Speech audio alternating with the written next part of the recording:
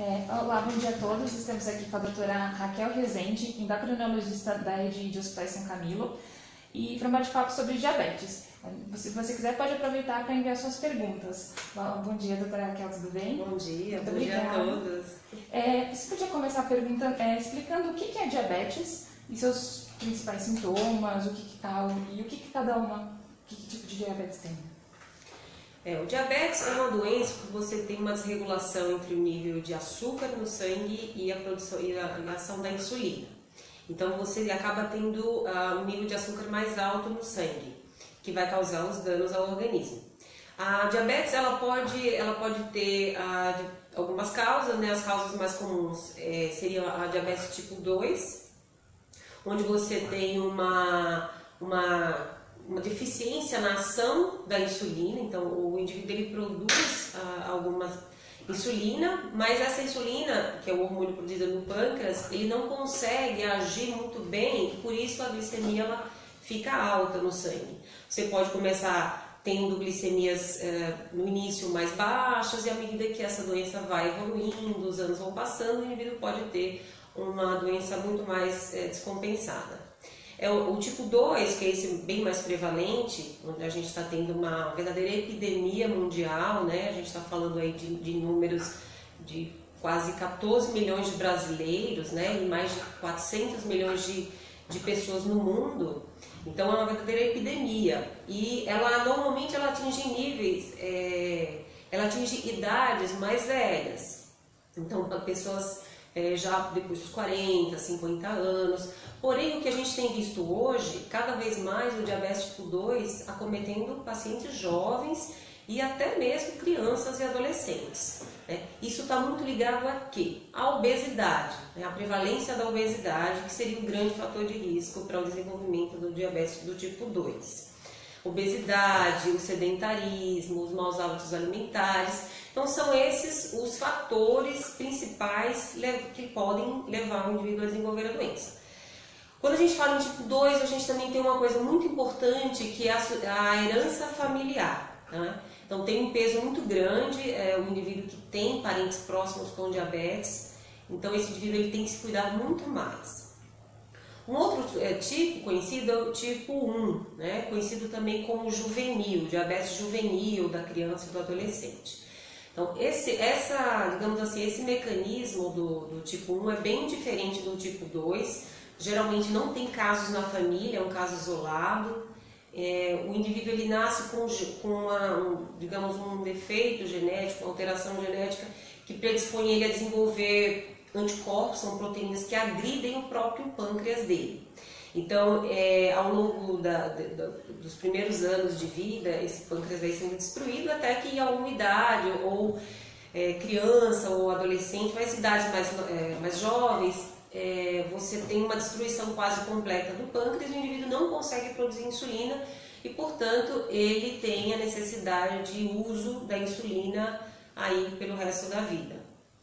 É um tipo bem menos frequente. A gente tem outros tipos, seria o tipo gestacional, né? Quando você tem um diabetes que se desenvolve durante a gestação, a mulher, e alguns outros tipos menos comuns, né? A gente também tem o tipo LADA, né, que é o latente autoimune do adulto. Você poderia falar um pouquinho sobre isso? Claro, claro. O LADA, que é o diabetes considerado autoimune também, então tem a mesma fisiopatologia, o mesmo mecanismo do tipo 1, só que ele desenvolve de uma fase mais tardia. Então é um indivíduo que também tem esses anticorpos que agridem o pâncreas, que isso pode ser até dosado no sangue, e vai ter uma destruição até que se desenvolva a doença. Ele também não tem a capacidade de secretar e produzir a insulina.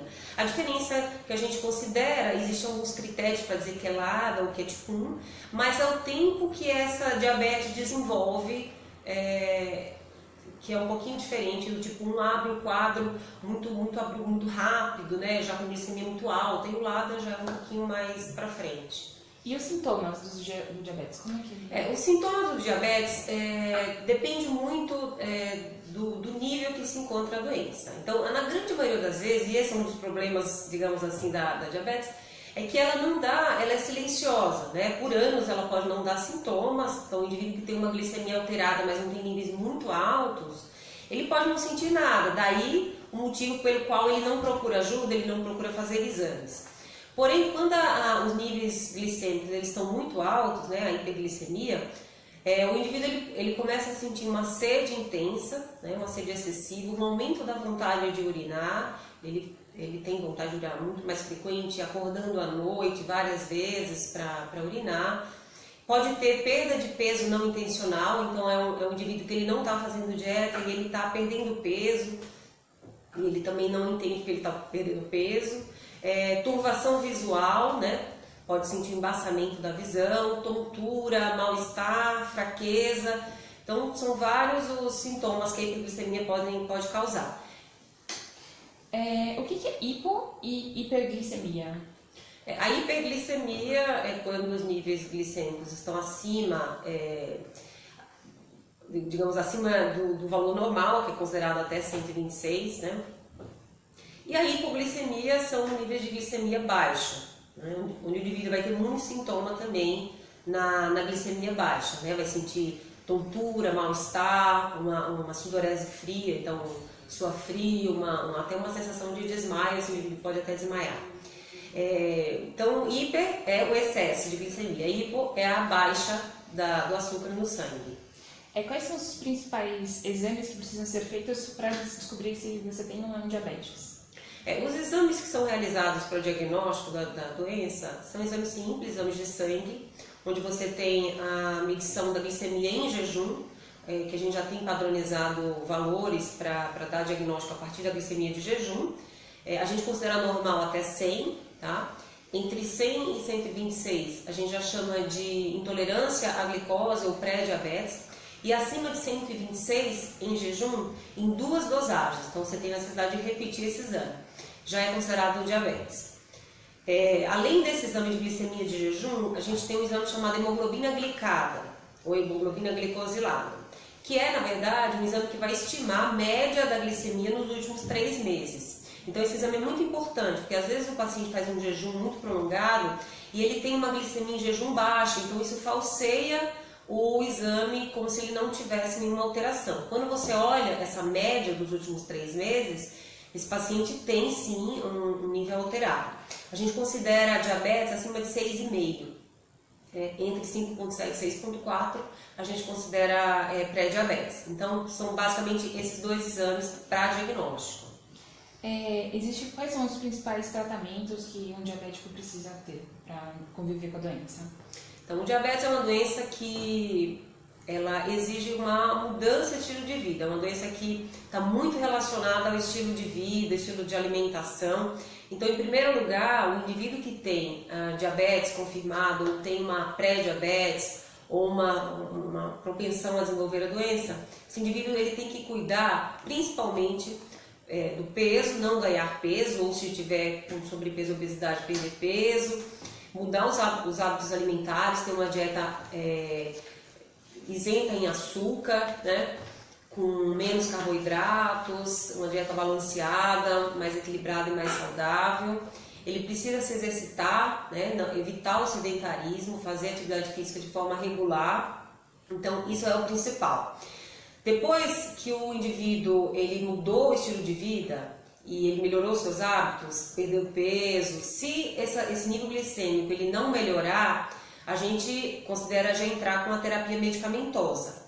Alguns casos, obviamente, dependendo do nível, de cara a gente já precisa entrar com medicamento.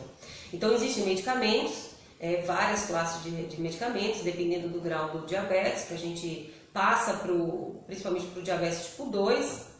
Em relação à insulina, a gente normalmente usa insulina no diabetes tipo 1, né, onde o indivíduo ele vai necessitar, desde o início do diagnóstico, de usar insulina.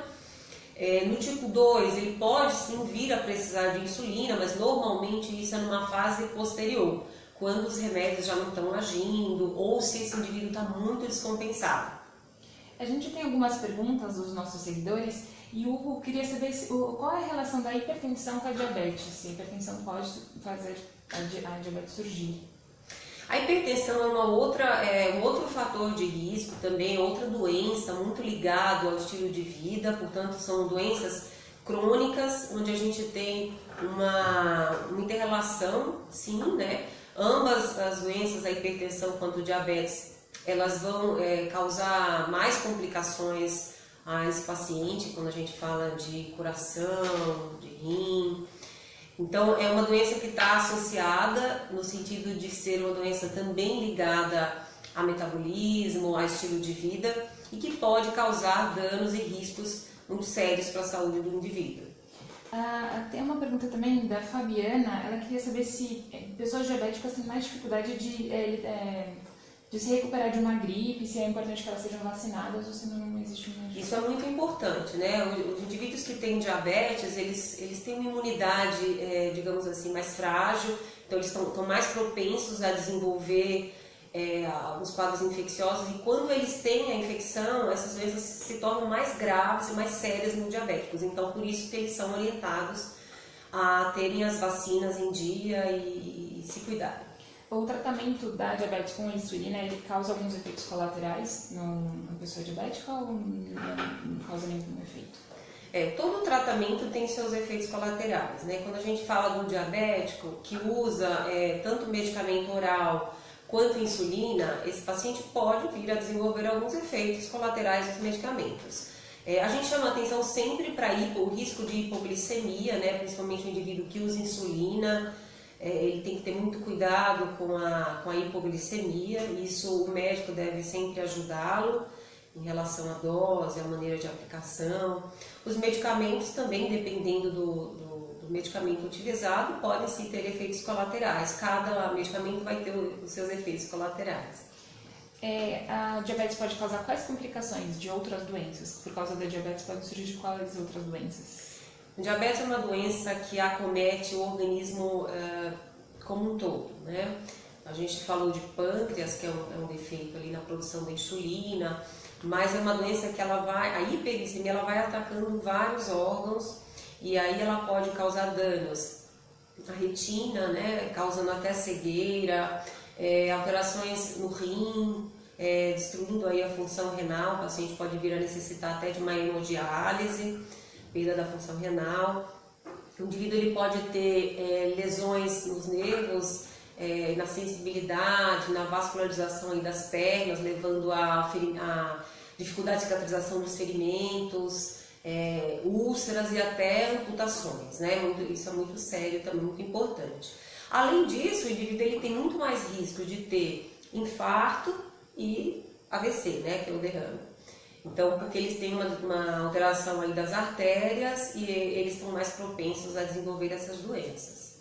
A Fátima Santana está perguntando se pessoas que são pré-diabéticas elas podem reverter o quadro e deixar de não desenvolver doença. Sim, como eu tinha falado antes, o pré-diabetes ele tá com a glicemia alterado, então você tem já uma alteração desses exames, porém ainda não em níveis de diabetes. O indivíduo que a partir desse momento ele começa a se cuidar, ele perde peso, ele faz atividade física regular, ele melhora a sua alimentação, grande maioria das vezes ele consegue sim reverter e voltar para níveis normais. A Mariana Bittencourt, ela gostaria de saber se é preciso cortar 100% do açúcar, ou se é uma porcentagem liberada na alimentação do diabético. A gente costuma dizer que o diabetes ele tem uma dificuldade, ele não processa, digamos assim, bem o açúcar, né? Então ele precisa cortar o açúcar, evitar a ingestão de açúcar, substituir o açúcar aí por adoçantes, ou mesmo não utilizar nada, né? E não dá para liberar o açúcar de um diabético, a gente está falando de indivíduos que já tem um diagnóstico. Tá bom? Então, se ele consumir, a gente sabe que vai levar aí a hiperglicemia. Todo diabético precisa fazer contagem de carboidrato ou depende de ser do tipo 1 ou do tipo 2? Não, a contagem de carboidrato hoje é uma, digamos assim, uma medida que a gente usa mais para o tipo 1 ou aqueles pacientes que necessitam usar insulina, múltiplas aplicações de insulina para comer. Então, é mais para o tipo 1 ou paciente que usa múltiplas doses de insulina. Como que acontece a contagem de A carboidrato? contagem de carboidrato é quando esse paciente ele precisa literalmente ver quantos gramas de carboidrato existem em cada refeição para que ele saiba a dose de insulina que ele precisa aplicar para queimar, digamos assim, aquela comida, aquela refeição. Isso é estabelecido muito pelo médico que está acompanhando o paciente, ele define o perfil, né, de relação de insulina com carboidrato. A gente tem aqui o Danilo Silva, disse que um amigo dele está tomando medicamento para diabetes rigorosamente, mas mesmo assim ele está tendo crises convulsivas de hipoglicemia. É por causa da hipoglicemia. O que você acha que pode estar acontecendo? Isso é muito sério, né? Como a gente estava falando, a hipoglicemia ela tem que ser evitada de qualquer maneira e pode levar o indivíduo, se for grave, a ter crises convulsivas. Então, acho que esse paciente ele precisa rever com o seu médico o tratamento e modificar para evitar essas hipoglicemias, consequentemente, as crises convulsivas. O diabético ele pode praticar qualquer esporte ou pode ser alguns esportes são talvez serem evitados, melhor ser evitado. O diabético. O diabético do tipo 2, digamos assim, seria mais tranquilo, pode praticar qualquer tipo de atividade física, dependendo aí da idade, da faixa etária, ele vai ter uma orientação. Com relação àquele paciente que usa insulina, digamos do tipo 1, que digamos, a diabetes ela é mais lábil, mais difícil de controlar, ele pode praticar. A gente vê atletas de alta performance, né, que são diabéticos tipo 1, mas ele precisa ter uma orientação médica muito de perto, né, nutricional também, então o médico precisa saber qual que é o tipo de esporte para orientar corretamente aí sobre isso. Há pessoas que desenvolvem estresse secundário depois do diagnóstico do diabetes, existe um agravamento da doença por causa do estresse ou não?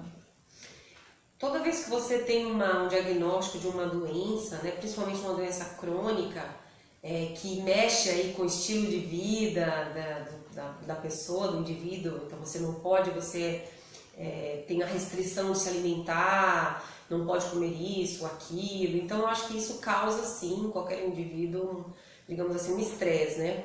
Mas, e que pode inclusive agravar, se for um estresse muito grande, né? Pode até agravar, porque esse indivíduo não vai fazer um tratamento correto, muitas vezes vai negar a doença, não vai fazer o acompanhamento que deve fazer, então acho que sim, pode agravar. A Eliane da Silva gostaria de saber se problemas hormonais podem desencadear a diabetes. Sim, tem muitas doenças relacionadas a metabolismo, ao perfil hormonal do paciente que pode ter relação com a diabetes. Existem algumas doenças que mexem com alterações de hormônio, por exemplo, o cortisol, doenças que aumentam os níveis de cortisol, dentre outras doenças não tão frequentes que podem levar, sim, a um diabetes secundário. Em relação a diabetes em crianças, sempre foi mais comum diabetes em crianças do tipo 1, mas ultimamente aumentou o número de crianças e adolescentes com diabetes tipo 2. A gente queria falar um pouquinho sobre isso, por que teve esse aumento. Então, normalmente a gente conhece, é muito mais frequente se você fala de uma criança com diabetes, é o diabetes do tipo 1, né? Aquela doença que precisa usar insulina e tudo. Porém, hoje, com o aumento da prevalência da obesidade, do sedentarismo, dos maus hábitos alimentares no mundo moderno, a gente está vendo cada vez mais crianças e adolescentes obesos e que por isso já começam a ter doenças crônicas. Não apenas o diabetes, mas a hipertensão, né, arterial. Então a gente fala de doenças crônicas, doenças ligadas à obesidade. Então essa criança, esse adolescente pode fazer um exame e de repente já ter sua glicemia alterada. O tratamento é o mesmo produto? O tratamento de uma criança, por exemplo, a gente sempre vai orientar essa modificação do estilo de vida, melhora dos hábitos alimentares, estimular a prática de atividade física, a perda de peso, né, para que essa criança volte a ter glicemia normal. Porém, se ela não conseguir melhorar, existem sim tratamentos com medicamento que pode ser utilizado com um acompanhamento médico, uma orientação médica e nutricional junto, e em alguns casos até vai precisar de insulina. A Valéria disse que o namorado dela engordou muito e desenvolveu a diabetes tipo 2. Ele, mesmo controlando a diabetes, existe alguma forma de reverter o caso depois que você tem o diagnóstico? Ela gostaria de saber se ele emagrecesse tomando medicamento ou não é revertível. Se for um paciente jovem, um paciente que não tem, por exemplo, parentes próximos de diabético, então não tem essa herança familiar forte, e uma paciente que desenvolveu a doença devido à obesidade, ao ganho excessivo de peso, com a perda de peso e a melhora dos hábitos alimentares, muitas vezes ele consegue sim deixar, digamos, de ser diabético. E sobre o diabetes gestacional, o que é o diabetes gestacional?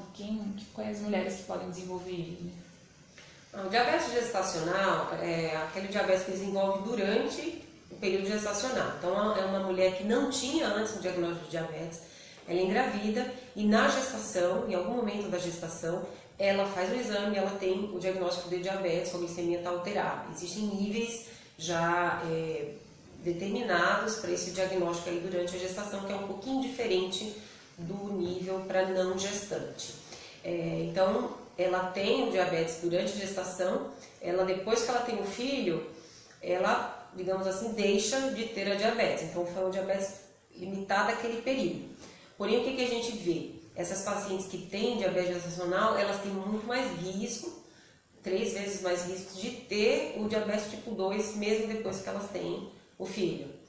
E é uma doença que está muito ligada à herança familiar. Então, se a mãe teve diabetes gestacional, é um fator de risco. Outro fator de risco é o ganho excessivo de peso na gestação, mulher que engorda muito, tá? Então, mas não dá para determinar quem vai ter, porque às vezes você vê pacientes que não têm, digamos assim, tanto ganho de peso e que desenvolvem a doença. Quais são os riscos para a mãe e para o bebê? Os riscos, digamos que para a mãe, ela durante a gestação ela pode até necessitar de tratamento com insulina, ela pode ter um parto muito mais complicado, né? Ela pode vir a desenvolver a doença depois e continuar sendo uma diabética. Para o bebê existem várias complicações, né? Então desde óbito fetal, prematuridade, um bebê que nasce que fica muito grande, então uma série de complicações podem estar ligadas à diabetes gestacional, caso essa mulher não cuide bem da doença e tenha hiperglicemia. Ela pode ser revertida, né? Que você disse depois do prazo. O bebê pode desenvolver diabetes também por causa da diabetes gestacional? Não, normalmente o bebê, a doença ela não passa, o diabetes não passa da mãe para o filho, isso não existe. Então, o aleitamento materno ajuda? Ajuda, o aleitamento ajuda. Essa mãe ela vai ter um controle melhor do peso, né? Vai ajudar ela a perder peso e ajuda em todos os sentidos. E as mulheres que já têm diabetes, elas têm algum problema para engravidar? Uma gravidez de risco por ser diabética? Não, normalmente elas não têm uma dificuldade para engravidar, né? Depende muito do controle do diabetes, se for uma diabetes muito descompensada, vai ser com certeza uma gravidez muito mais complicada e de risco. A Normélia Souza, ela queria saber se pessoas que têm diabetes podem colocar balão gástrico. Podem. Também a Zilda Rosa perguntou se diabéticos têm mais dificuldades para fazer tratamentos dentários, tem alguma relação? Tem relação. Quando qualquer abordagem no diabético ela é mais complicada, né? Se o paciente tiver uma diabetes mal compensada, por exemplo, ele vai ter muito mais riscos nesse procedimento cirúrgico aí. Ele vai ter mais riscos de infecções, vai ter uma má cicatrização, então dá um pouquinho mais de trabalho. O ideal é que sempre quando ele vai fazer uma abordagem, seja uma extração dentária, ele esteja com o diabetes bem compensado. A Eunice Costa disse que ela é diabética e ela gosta muito de comer frutas, como banana, manga, se isso é considerado um açúcar também, isso também pode ser perigoso.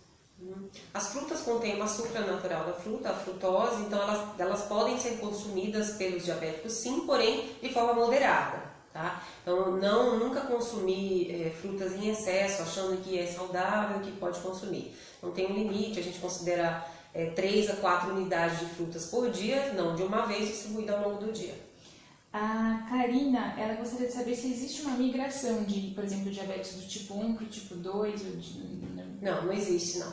Os mecanismos da doença são bem diferentes. A Cristiane Sampaio gostaria de saber se um sintoma de querer beber muita água e comer muito pode ser um sintoma de diabetes. A sede intensa pode ser, acho que vale a pena ela fazer uns exames. A Silvia Dairo queria saber sobre alterações de humor e estresse depois em diabéticos. Se existe alguma alteração de humor que Sim, disso? Tem maior incidência de depressão, né, nos pacientes diabéticos, de alteração de humor e tá bem relacionado a isso. A Alba Ribeiro disse que se ela comer muito açúcar, realmente ela vai desenvolver diabetes, Samara. Não, se ela comer, o indivíduo que come muito açúcar, ele vai ganhar muito peso, né? Ele vai ganhar peso e aí sim vai podendo levar ao desenvolvimento da doença. Não é uma relação direta de você comer doce e ter o diabetes. Depende de alguns fatores. A Elisete gostaria de saber se existe outro medicamento além do metafórica, porque ela sempre se sente um pouco... Metformina. Acho que é a metformina que ela usa. A metformina é um medicamento muito utilizado aí no diabetes tipo 2, um medicamento excelente, mas que tem um inconveniente às vezes de ter algumas alterações gastrointestinais. Acho que vale a pena ela conversar com o médico. E a Karina gostaria de saber sobre o quanto o diabetes pode afetar a visão, da pessoa poder perder. Isso é muito sério, né? Então, todo diabético deve fazer um controle com oftalmo, da visão, né? Através de fundo de olho, mapeamento da retina, porque a diabetes pode sim fazer lesões às vezes irreversíveis da visão. A melhor forma de prevenir a diabetes seria com a alimentação?